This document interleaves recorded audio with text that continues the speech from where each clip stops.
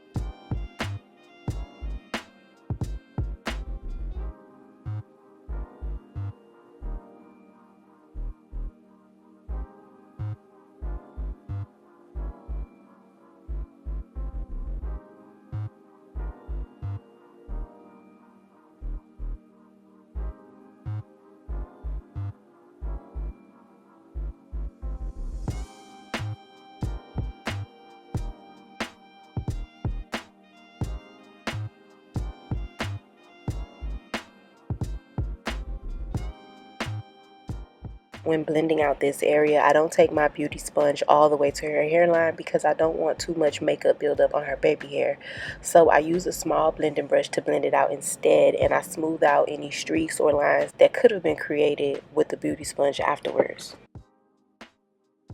Next, I go along all the outer edges of the concealer and I use the brush that has foundation on it to smooth out any lines of demarcation and blend these two colors together more seamlessly.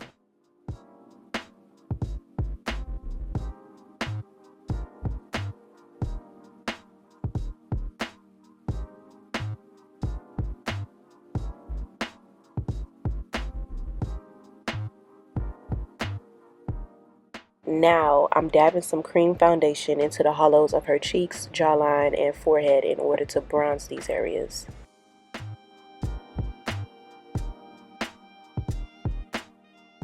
I like to pat this brush upwards to keep most of the intensity in the hollows of her cheekbones and allow the shade to get diffused into the concealer for a more blended look.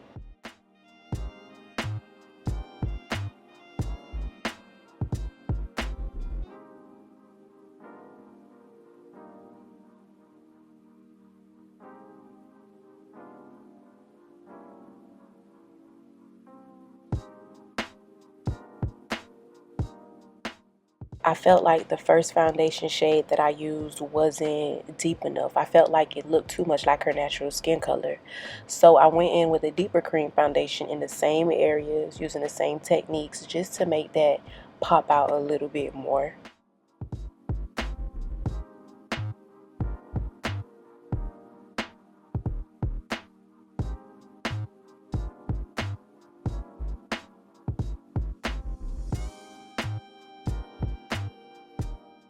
Now, to shape her nose, I'm using the lighter cream foundation beginning at the top of her brows and dragging it down to the sides of the highlight. To blend it out, I'm going to start pushing this bronzer out towards the eyelids and towards the sides of her nose to meet the highlight that I placed underneath her eyes. Okay, so this step, skip it. I recommend you skip it. Do what you want, but I recommend you skip it because I usually highlight the nose and then I add the contour and then I go back in between the eyebrows and I clean up that highlight to make it sharp. But I feel like now it looks too perfect. It looks too sharp and now it's giving me drag. That was like the look that I liked for a while, but now looking at it, I don't like it. I would go ahead and bronze the nose, shape the nose. Don't go back in between the center of the eyebrows and clean it up with concealer again because now it's just too perfect. For a while now, I've been seeing girls place their blush higher, and I tried it on myself and I loved it. So now I was trying it on Veronica and I think I really like this blush placement going higher up on the cheeks. I mixed two different blushes from e.l.f. and I made sure I really built these shades up so that they could be vibrant on her skin. If you don't know, I'm a huge blush fan. Blush is a huge part of my signature aesthetic on myself and on my clients. I just can't go without it. But now I'm using my beauty sponge to blend out any creases and diffuse the concealer and blush together before I took a yellow based loose setting powder and set underneath the eyes.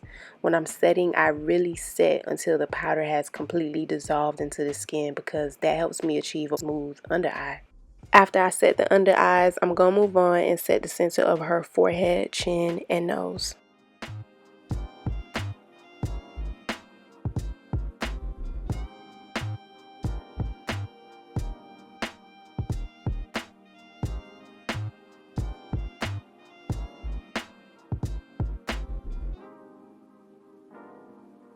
That's a major detox.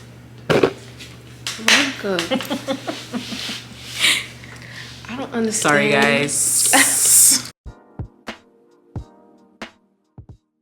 Next, I also tried this technique that I saw on TikTok on myself and I loved it, so I did it on her. Basically, what you do is bake under the eye with a setting powder that matches the concealer you use, so I used the yellow one.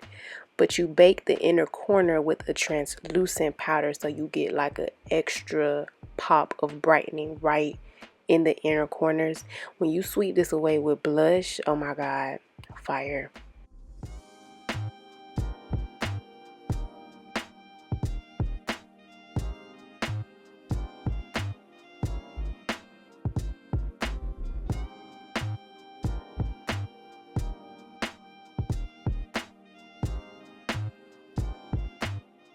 Now that the highlighted parts of her face are set, I'm going to set the rest of her face with a pressed powder that matches her skin tone.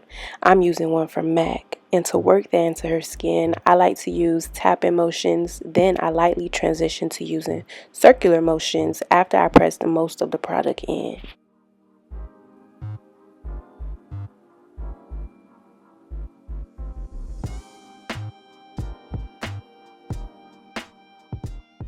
Now to make the bronzed areas of her face look more bronzy, I'm going to add a bronzing powder on top of the same places that I added the two cream foundations. The one that I'm using is Dark Deep from MAC, but later in this video I'll go in with an even deeper shade from Black Radiance. I have her stuck in her cheeks so that I can make sure to place this shade right above that line that you can see in her face when she makes this face. Bringing the contour or bronzer lower than this can make you look old or like you need a facelift. Like your face will look droopy, but in my opinion, when you wear makeup, you should look more lifted. But now to define her cheekbones more, I'm going to use that yellow based loose setting powder to drag a line of powder right on top of the hollows of her cheekbones. Like you see how that automatically makes her cheeks look more pronounced? That's the look we're going for. I am not with using a bright concealer on the eyelids anymore to act as my base. I am with using a cream foundation that already matches the skin tone on the eyelids because my signature look is bronzy contour eyes anyway. Why would I cover up this pretty brown color on her eyelids with a bright ass concealer only to bring her eyes back down to this brown shade with eyeshadow? Black girls are so lucky in that way because our skin tone on our eyelids can be our eyeshadow. So I used the beautiful bronze cream foundation stick from Black Opal and I ran that over her eyelids. It matched her skin tone perfectly, which is what I wanted. Next, I started building the eyeshadow on top of that. The first eyeshadow I used was this warm brown and I worked that into her crease. Next, I switched palettes and I switched to a smaller, more defined brush to pick up this pretty chocolate brown color, focusing that more on the outer parts of her crease and using the excess in the middle and the inner parts of her crease right on top of the last eyeshadow that I used. To blend out harsh lines between the two shades, I went back to the first brush that I used in that first transition shade to blend both of these colors in together to create a smoky effect because we want all the smoke.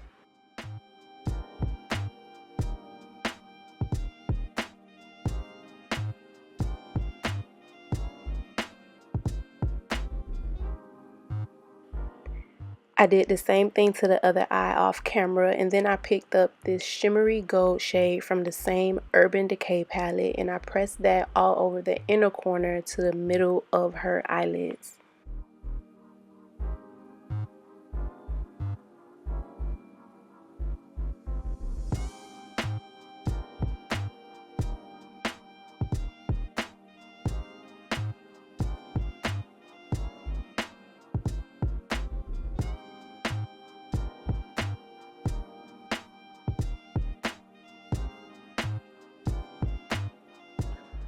Portia's eyes popped out so much in her wedding content, so to make my look do the same, I'm using a shimmer pigment and this very fluffy brush to lay down some glitter glue and the pigment on her eyelids. Because the brush is so wide and fluffy, the glue or the pigment won't go on so clustered or so focused. It'll be more loosely distributed, which I feel like will make the pigment look like it's dancing on her eyelids instead of packed onto the eyelids so tight and clustered and neat. I don't want that. Next, I used a black eyeliner to draw a line very close to her lash line, and I used a very small detail brush to smoke that eyeliner out because again, we ain't running from no smoke. And I also used this brush to flick that eyeliner out past the outer corners of her eyes to create a very thin, small wing, I guess you can say.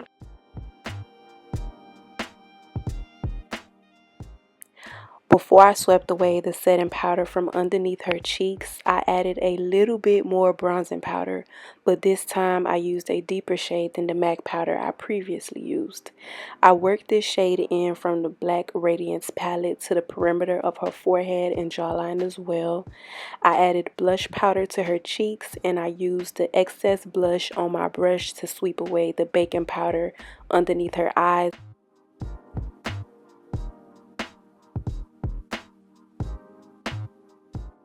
And to finish it off, I used the powder that is her skin tone to sweep away any leftover excess and also balance out everything that's on her base.